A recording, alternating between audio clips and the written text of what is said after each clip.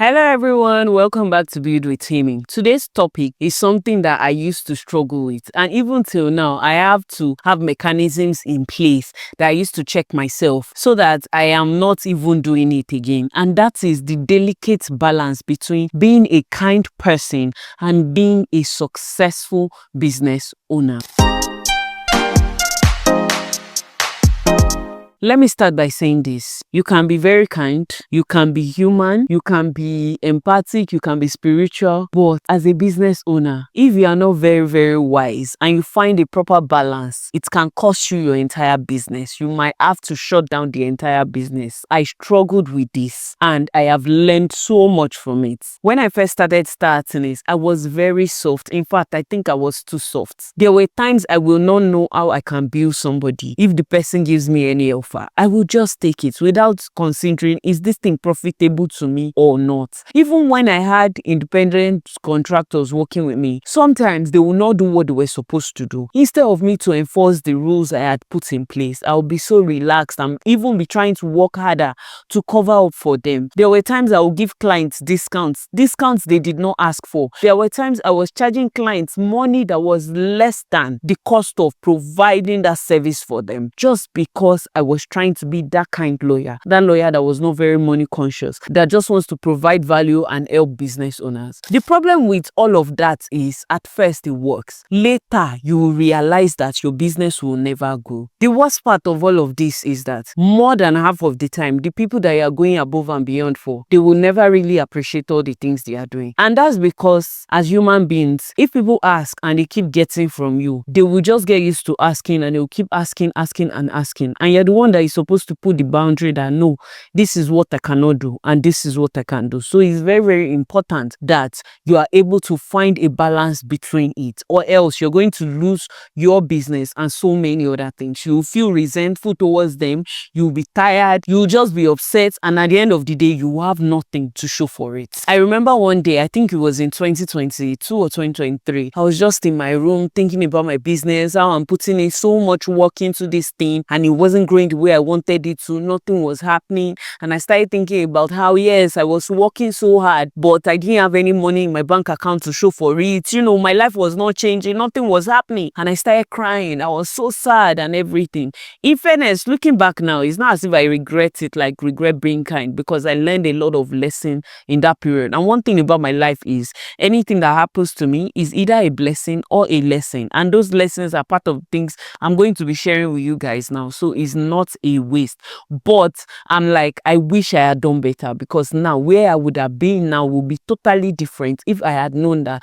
this is how to run a successful organization. After realizing all of this, I knew that I had to ensure there was a clear balance between me being a kind person, because I'm naturally just a kind person and there's nothing I can do about it, and being a successful business owner. I personally do not agree with people who say that you have to be ruthless to run a successful business. No, but I also know you can't be overly kind. You have to be very wise to run a successful organization. So these are tips that I used to check myself. Number one, I've learned how to say no. I understand the fact that when I say no to somebody else, it's because I am saying yes to another thing. Let's say someone is saying, oh, we have a meeting by 8 p.m. tonight, and I know 8 p.m. is during my family time and I want to spend that time with my family, and I tell you no, and then you are saying, what can we do? And I say, okay, will you be willing to pay so amount of money if you want me to be on that meeting, so that at least if I use it to buy dinner for my family,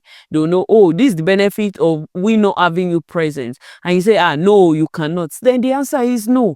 I will not say yes to you at the detriment of myself and my family. So I have come to realize that whenever I say no to somebody, I am definitely saying yes to something else, which might be me, which might be my business, which might be my family, which is more important to me. So no is not wickedness. No doesn't mean I'm selfish. No is just me choosing myself at that time. Number two, I have learned that business is not a charity. I've always known this, that running a business is for profit. But, when it comes to practice, you think, I have 500,000 in my account and this person needs 300,000. Let me just give them the 300,000. How will the business grow?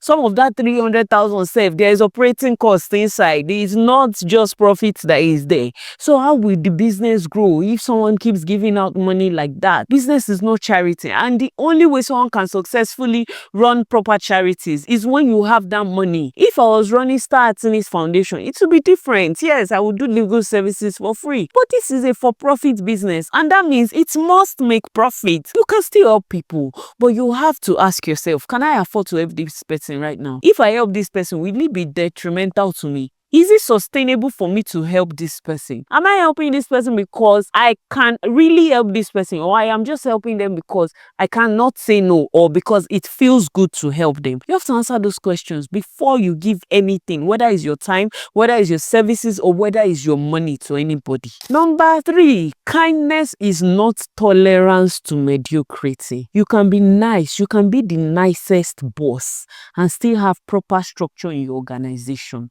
You can be a very kind-hearted boss and still have rules and regulation and ensure that there are consequences for action. If my resumption time in my organization is 10:30 a.m. and you as an employee, you signed the contract and agreed that you'll be resuming 10:30 a.m. and then you show up by 11 a.m. You are going home and you are going to be staying at home. It depends, whether you continue to stay at home or you come the next day. But you see that day, you even go home first, because there has to be discipline. There has to be structure. That doesn't mean I'm a wicked person. I am not. I know I am not. It just means that I am trying to build a legacy. I'm trying to build a profitable business. I'm trying to build something that will outlive me. 4, don't let emotions lead critical decisions. This one is so important. You have to be very, very logical. You have to clear your head. You will not say, because it's my father's uncle's kinikon that wants to buy this thing. You should sell below cost price to the person. You will not say,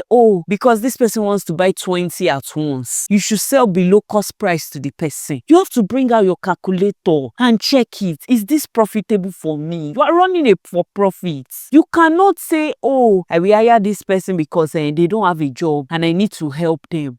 No, you are running a structured business. You are building a legacy. You cannot allow emotions to cloud your judgment. You have to be as logical as possible every single time. At the end of the day, you need to know, in order to build a successful organization, you have to balance being a kind person and being a wise business owner. You cannot afford to make any unkind decisions to yourself. You can be kind and still be structured. You can be kind and still be a great leader. You can be kind and still have boundaries. You must always remember that you can only help people when you yourself are already successful. You cannot help someone when you yourself are still struggling. If you're out there and you're like former me, who used to be so kind, when you set boundaries, you're like, I hope I'm not too mean and everything. You're not too mean. You're doing what's best for you and your business. And always remember, whenever you say no to somebody, you are saying yes to something else, which is probably in your own interest. Also, don't regret all the nice and kind things you have done to people.